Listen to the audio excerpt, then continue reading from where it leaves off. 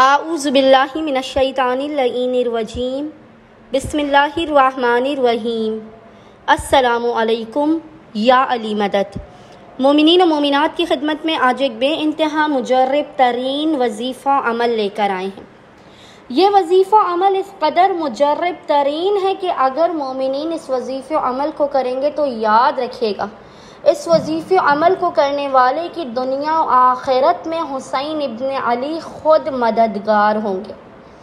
یہ وظیفہ عمل مومنین کی تقدیر و مقدر کو بنا دے گا۔ مومنین نے خصوصی طور پر اس وظیفہ عمل کو 4 سے 9 محرم 4 to 9 of محرم ان ایام میں لازماً کرنا ہے۔ جناب فاطمۃ الزہرا سلام اللہ علیہا کی دعائیں آپ کو حاصل ہوں گی۔ آپ کی بگڑی اور الجھی ہوئی زندگی اس وظیفہ عمل کے صدقے میں بن جائے گی۔ مومنین نے اپنی زندگی کو بنانے کے لیے، اپنے حالات کو سدھارنے کے لیے، ماں فاطمۃ الزہرا سلام اللہ علیہا کی دعاؤں کو حاصل کرنے کے لیے، اپنی زندگی میں قبر حسین ابن علی کی زیارت کرنے کے لیے اور بعد از مرگ شفاعت حسین ابن علی کے لیے اس وظیفہ عمل سے قطعاً بھی غافل نہیں رہنا۔ آپ اس وظیفہ عمل کو کریں گے انشاءاللہ تعالیٰ آپ کو قبر حسین ابن علی کی زیارت بھی نصیب ہوگی، آپ کی قبر میں بھی حسین ابن علی آئیں گے اور آپ کی قبر کو روشن و منور کر دیں گے۔ مومنین نے خصوصی طور پہ 4 سے 9 محرم اس عمل خاص کو کرنا ہے خصوصی طور پہ۔ اس کے علاوہ بھی مومنین کوشش کیجئے کہ اس وظیفہ عمل کو روزانہ ہر نواجب نماز میں تسبیح بی بی فاطمۃ الزہرا کے بعد اس مختصر ترین ذکر کو فقط 1 مرتبہ لازماً پڑھیں۔ آپ دیکھیں گے آپ کی زندگی کس تیزی کے ساتھ بدلی جاتی ہے۔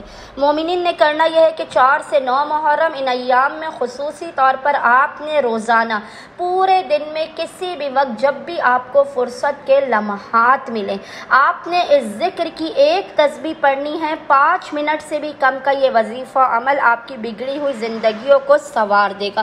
مومنین نے کرنا یہ ہے کہ اول و آخر 3 مرتبہ 3 ٹائمز درود پڑھنے کے درمیان میں 1 تسبیح 100 ٹائمز 100 مرتبہ اس ذکر کی تلاوت کرنی ہے۔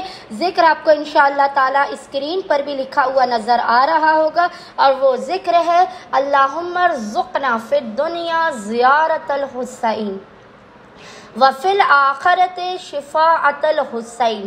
بار الہ مجھے دنیا میں حسین ابن علی کی زیارت اور آخرت میں حسین ابن علی کی شفاعت نصیب فرما۔ اللہ اکبر۔ آپ نے اس ذکر کی طاقت کو دیکھا۔